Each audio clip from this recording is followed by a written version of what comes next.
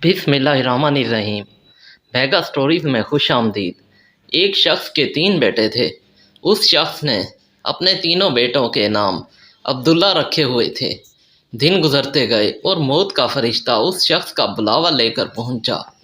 उसने अपने तीनों बेटों को बुलाकर वसीयत की कि अब्दुल्ला को विरासत मिलेगी, अब्दुल्ला को विरासत नहीं मिलेगी और अब्दुल्ला को विरासत मिलेगी। इसके साथ ही उसकी रूह कब्ज़ कर गई। यह खुद तो फौत हो गया, मगर अपने बेटों को हैरत में डाल गया कि फ़ैसला कैसे करें, किन 2 अब्दुल्ला को विरासत मिले और किस एक को नहीं मिलेगी। तीनों ने फ़ैसला किया कि जाकर शहर के काजी से अपना मसला बयान करें और उससे हल मांगें। तीनों अपने फ़ैसले के लिए शहर रवाना हुए। रास्ते में उन्होंने एक ऐसे शख्स को देखा जो अपनी किसी गुमशुदा चीज़ को तलाश करता फिर रहा था। उन भाइयों के पूछने पर उसने बताया कि उसकी ऊँटनी गुम हो गई है जिसे वो तलाश कर रहा है। एक अब्दुल्ला ने पूछा, क्या तेरी ऊँटनी की एक आंख ना थी? उस आदमी ने कहा, ऐसा ही है। दूसरे अब्दुल्ला ने पूछा, तेरी ऊँटनी एक टांग से लंगड़ी थी? तो उस आदमी ने जल्दी से कहा, बिल्कुल सही, मेरी ऊँटनी वाकई एक टांग से लंगड़ी थी। तीसरे अब्दुल्ला ने ऊँटनी के मालिक से पूछा, क्या तेरी ऊँटनी की दुम कटी हुई थी? तो उसने खुशी से कहा, बिल्कुल ठीक, मेरी ऊँटनी की दुम भी कटी हुई थी। बस अब जल्दी से बता दो, मेरी ऊँटनी कहाँ है? तीनों अब्दुल्ला ने मिलकर जवाब दिया, बखुदा हमें आपकी ऊँटनी के बारे में कोई इल्म नहीं, हमने उसे हरगिज़ नहीं देखा। ऊँटनी का मालिक ये बात सुनकर गुस्से से पागल हो गया। उसने फैसला किया कि इन तीनों को खींचकर काजी के पास ले जाएगा। उसे पूरा यकीन था कि उसकी ऊँटनी को ये ज़िबा करके खा चुके हैं और अब अपना जुर्म को छुपाने के लिए झूठ बोल रहे हैं। ऊँटनी वाले ने जब तीनों को अपना इरादा बताया तो उन्होंने कहा, हमें कोई इतराज़ नहीं, क्योंकि हम खुद भी काजी के पास जा रहे हैं। जब ये चारों काजी के पास पहुँचे तो ऊँटनी वाले ने काजी से अपना किस्सा बयान किया। काजी ने इन तीनों से कहा, जिस तरह तुम तीनों ने ऊँटनी की निशानियाँ बताई हैं, इसका एक ही नतीजा निकलता है कि ऊँटनी तुम तीनों के पास है। बेहतर है कि तुम अपने जुर्म का इतराफ़ कर लो। पहले ने कहा, हमने ऊँटनी देखी ही नहीं बल्कि उसके आसार देखे थे। जब मैंने उससे कहा था कि तेरी ऊँटनी की एक आंख है तो मैंने देखा था कि रास्ते के एक तरफ का घास तो खूब चरा हुआ था मगर दूसरी तरफ वैसे ही था। इसका मतलब था उसकी ऊँटनी की एक आंख ना थी। दूसरे अब्दुल्ला ने कहा, मैंने देखा था कि रास्ते में 3 कदम तो गहरे लगे हुए थे जबकि चौथा कदम ज़मीन पर मामूली था, जिसका मतलब बनता है कि जानवर लंगड़ा था।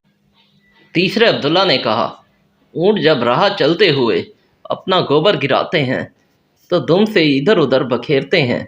हम जिस राह से आए थे वहाँ गोबर एक लाइन में था, जिसका मतलब हो सकता है ऊँटनी दुम कटी है, वो दुम नहीं हिला सकी। काजिम ने बगैर देर किए उस आदमी से कहा कि तुम जा सकते हो, तुम्हारी ऊँटनी इन लोगों के पास नहीं है और ना इन्होंने उसे देखा है। ऊँटनी वाले शख्स के जाने के बाद उन तीनों भाइयों ने काजी से अपना किस्सा बयान किया, जिसे सुनकर काजी बड़ा हैरान हुआ। उन तीनों से कहा, तुम आज रात मेहमान खाने में ठहरो, कल तुम्हें सोचकर कोई हल बताऊंगा। ये तीनों मेहमान खाने में जाकर ठहरे तो उन्होंने महसूस किया कि उनकी निगरानी की जा रही है। कुछ देर के बाद उनके लिए खाना लाया गया जो गोश्त के पके सालन और रोटियों पर मुश्तमिल था।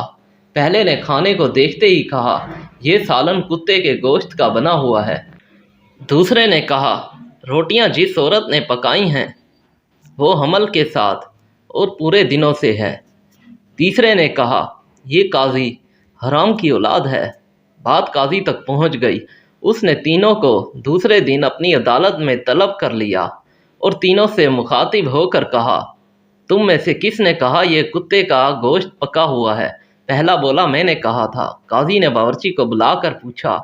उसने इतराफ़ किया कि पकाने के लिए कुछ नहीं था तो उसको शरारत सूझी और उसने कुत्ता मार कर उसका गोश्त पकाया और उनको खाने के लिए भिजवा दिया। काजी ने पहले से पूछा, تمہیں کیسے پتہ چلا کہ یہ کتے کا گوشت ہے؟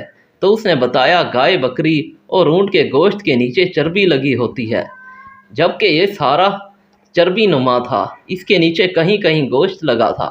قاضی نے کہا تم وہ عبداللہ ہو جو اپنے باپ کی وراثت کے حقدار ہو۔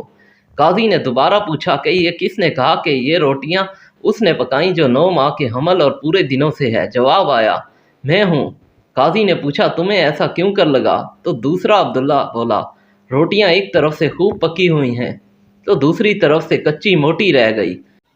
میں نے اس سے اخذ کیا کہ روٹیاں پکانے والی ایسی خاتون ہے جس سے تکلیف کے مارے زیادہ جھکا نہیں جاتا، اور وہ سامنے کی چیز بھی نہیں دیکھ پا رہی، جس سے پتہ چلتا ہے عورت حاملہ ہے اور روٹیاں بنانے میں تکلیف محسوس کرتی ہے۔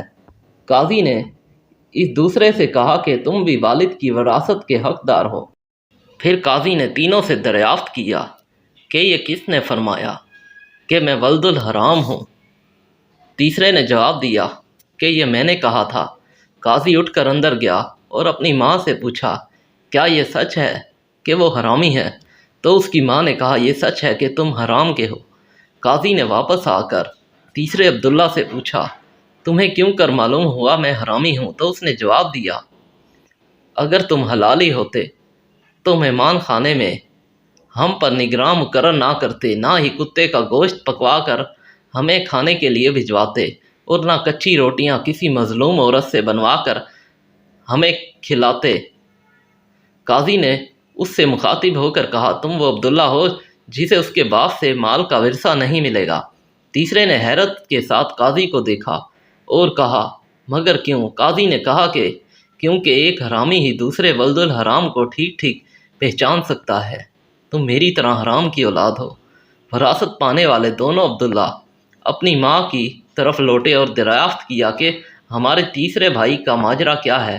تو ان کی ماں نے کہا تمہارا باپ ایک بار صبح کی نماز پڑھنے مسجد گیا تو اسے دروازے پر رکھا ہوا ملا، وہ اسے گھر لایا، اس کا نام بھی تم جیسا عبداللہ رکھا اور اس کی پرورش کی۔